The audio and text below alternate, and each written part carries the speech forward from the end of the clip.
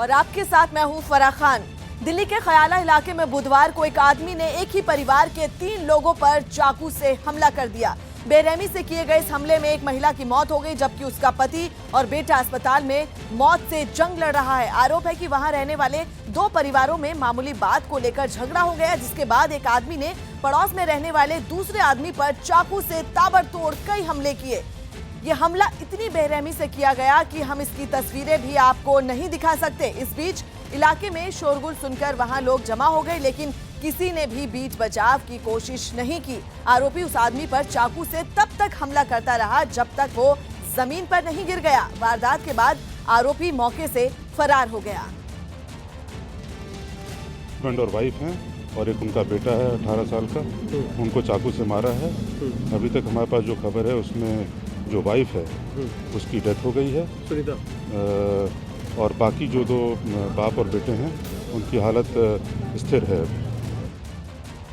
दीपक बिष्ट हमारे सहयोगी phone line पर मौजूद हैं। दीपक, आखिर क्या बात हुई कि उस शख्स ने इतनी बेरहमी से यहाँ पर कत्ल किए और अभी उसकी क्या जानकारी है?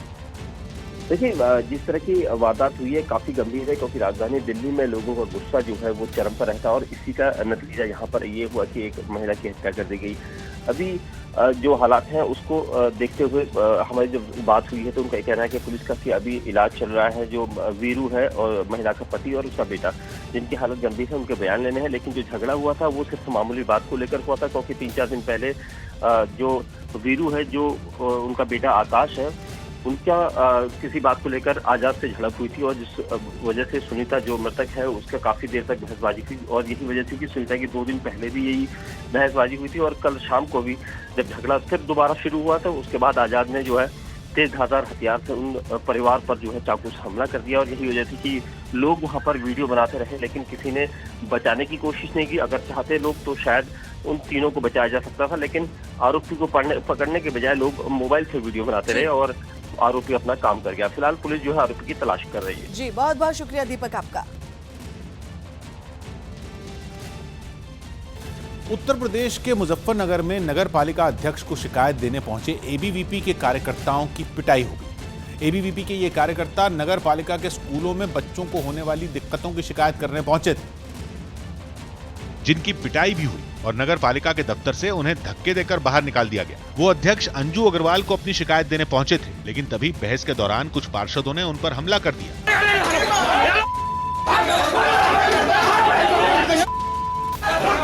एबीवीपी के कार्यकर्ताओं पर लात, घूंसे और थप्पड़ों की बरसात हो गई। पार्षदों ने तो उन्हें दफ्तर से बाहर भी निकाल दिया। जो बाहर नहीं निकला उनकी तो और पिटाई हुई।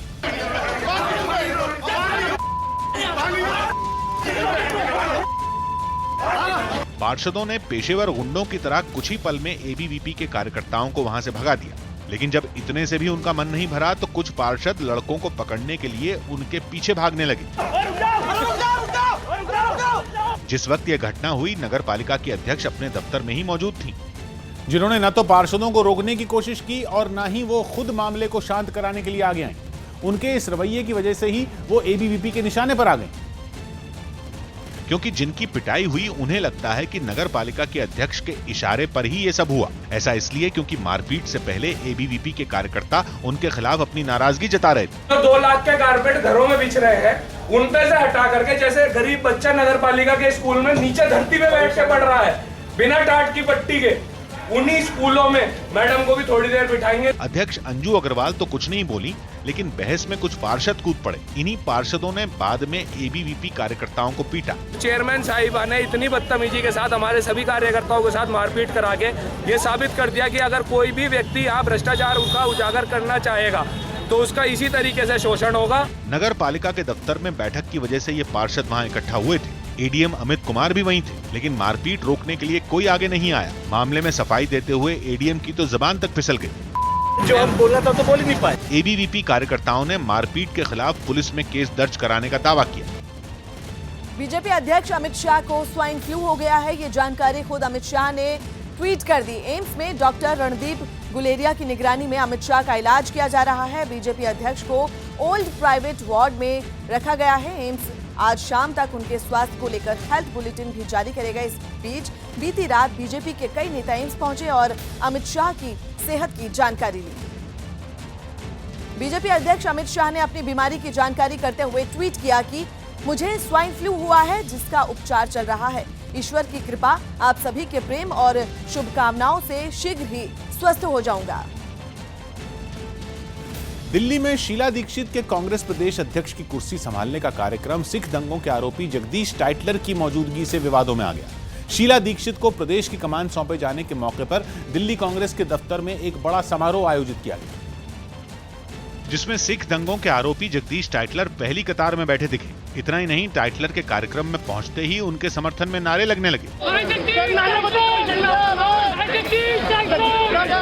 जिसके बाद बीजेपी और उसके सहयोगियों ने बिना देर किए सिख दंगों पर कांग्रेस की घेराबंदी शुरू कर दी और सीधे राहुल गांधी पर हमला किया। शीला दीक्षित जी के स्टेज पे जो बैठे हुए हैं जगदीश टाइटलर, ये सीधा जो इस खानदान का इतिहास है कि सिखों के विरोधी, सिखों के कातिल जो इसकी दादी ने किया, इनके पिता ने किया, आज वही राहुल गांधी कर रहे हैं। आमतौर पर सिख दंगों का दाग होने की वजह से खुद कांग्रेस जगदीश टाइटलर को पार्टी के कार्यक्रम में बुलाने से बचती रही, लेकिन इस बार खुद शीला दीक्षित ने विरोधियों के हमलों का जवाब दिया।